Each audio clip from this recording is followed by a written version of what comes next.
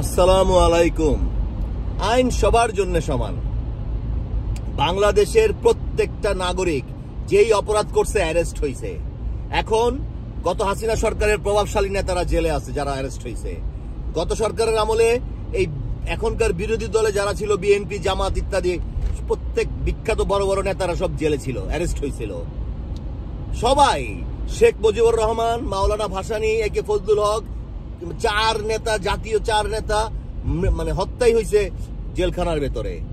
অপরাধ করলে অথবা কারো বিরুদ্ধে অভিযোগ হইলে অ্যারেস্ট হইতেই হবে। হাসিনা জেলে ছিল, বেগম খালেদা জিয়াও ছিলেন জেলে।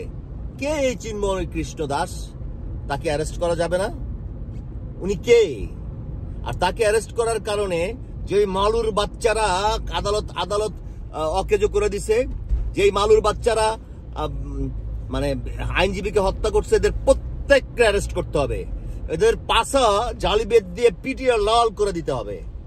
আর লাল করে দিতে হবে এদের জাতি ভাই যারা বিদেশে থেকে ক্যাও ম্যাও করছেন, স্পেশালি কানাডার প্রবাসী কিছু আকাডার দল, এদেরকে সামনের মাথা, ছোট মাথা পিটিয়ে আকাডারে কাইটা দিতে হবে।